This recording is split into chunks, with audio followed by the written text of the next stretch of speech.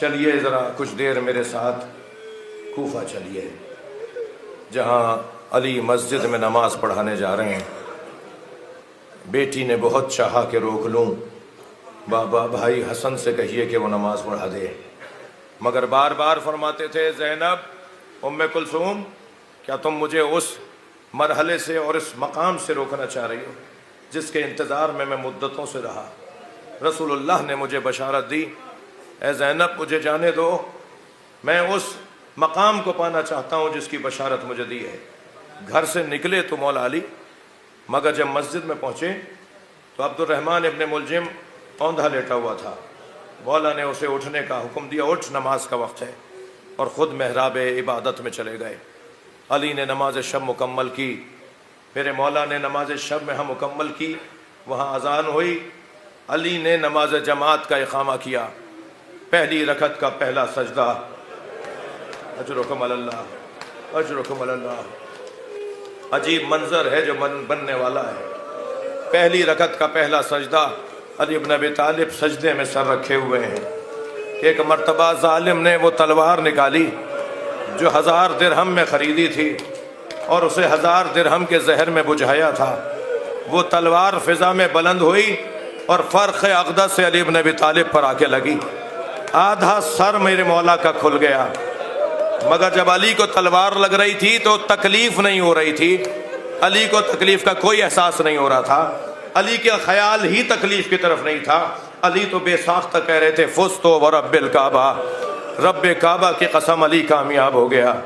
یہاں میرے مولا کے سر پہ تلوار کا لگنا تھا، نمازیوں کو تو جبریل کی آواز نے متوجہ کیا، جبریل امی کی آواز آئی، الا قد تہدمت ارکان الہدی، الا قد قتل امیر المومنین، ارکان ہدایت کو گرا دیا گیا، امیر المومنین کو مار دیا گیا۔ ایک مرتبہ امام حسن آگے بڑھے، بابا کو سہارا دیا، فرمایا بیٹا پہلے مجھے بتاؤ میری داڑھی میرے سر کے خون سے رنگین ہو گئی؟ فرمایا ہاں بابا آپ کی داڑھی رنگین ہو گئی۔ تو فرمایا انا للہ و انا الیہ راجعون، میں اسی زخم میں دنیا سے چلا جاؤں گا۔ فرمایا بیٹا پہلے نماز مکمل کرواؤ۔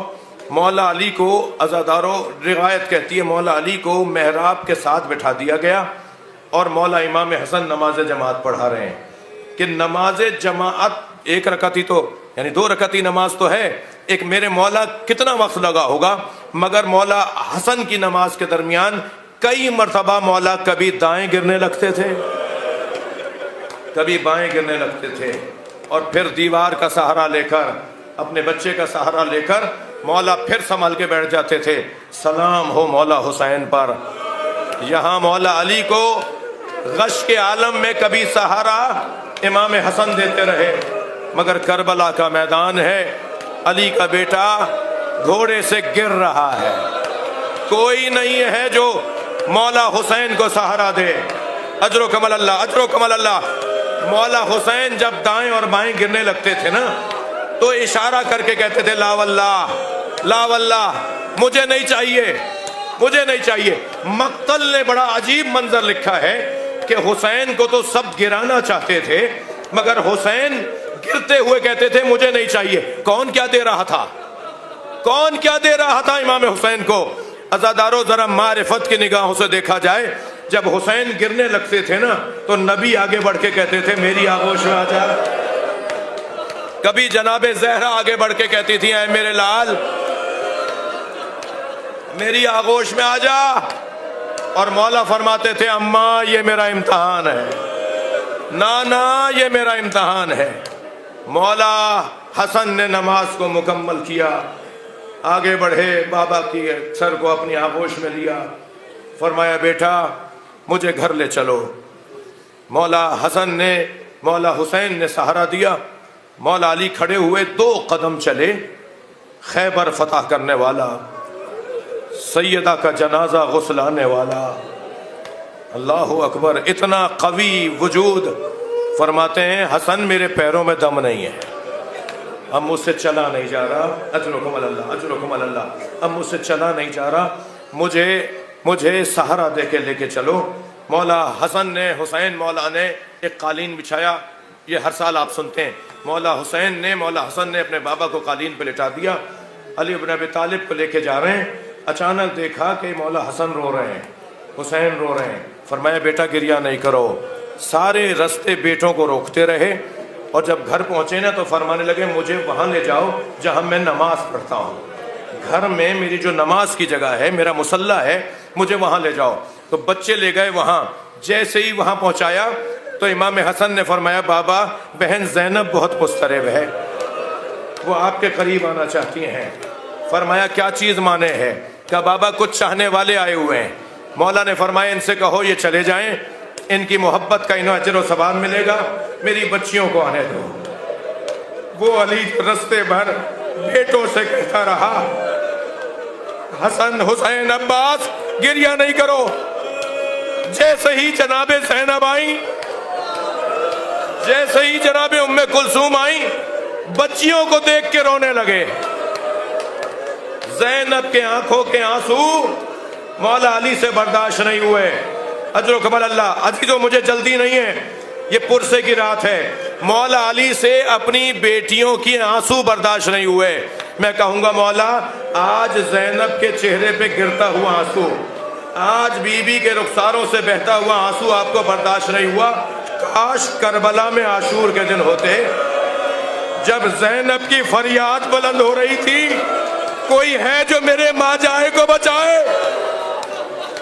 اجرکم اللہ، اجرکم اللہ۔ طبیب کو بلایا گیا، طبیب کو بلایا گیا، خود مولا علی نے فرمایا طبیب کو بلاؤ، ہمارے لیے پیغام ہے کہ ماہرین سے رجوع کیا جائے۔ مولا علی کی بارگاہ میں طبیب آیا، اس نے معائنہ کیا، معائنہ کرنے کے بعد اپنے اوزار طبابت کو وہ جمع کرنے لگا اور اٹھ کے جانے لگا تو امام حسن نے فرمایا تم نے کچھ مجھے بتایا نہیں، تم مجھے بتاؤ تو صحیح میرے بابا کا کیا حال ہے، میرے بابا کا زخم کتنا گہرا ہے۔ تو نحیف سی آہستہ سے دھیمے سے لہجے میں کہنے لگا علی سے کہیں وصیتیں کریں۔ اجرکم اللہ، اجرکم اللہ۔ امام حسین آگے بڑھے، فرمایا بھائی کوئی تدبیر، کوئی تدبیر؟ کہا تدبیر صرف اتنی ہے کہ اگر علی کو دودھ پلایا جائے تو دودھ سے اس زہر کا اثر کٹے گا اور علی کی وجود میں، علی کے بدن میں جو زہر سرایت کر گیا ہے اس کا اثر ذرا دور ہو جائے گا، علی زیادہ سے زیادہ زندہ رہ پائیں گے۔ عزادارو یہ خبر ابھی پھیلی نہیں تھی کہ دروازے پہ دستک ہوئی، ایک کنیز دروازے پر گئی، روتی ہوئی واپس آئی، امام حسن سے فرمایا آپ ذرا دروازے پر آ کر دیکھیے۔ اب امام حسن نے آ کر کیا دیکھا، کوفے کے یتیم بچے اپنے ہاتھوں میں کوزے لیے کھڑے ہیں، اپنے حصے کا دودھ لے کر آئے ہیں، ہمارے مولا کو ہمارے حصے کا دودھ پلا دیا جائے۔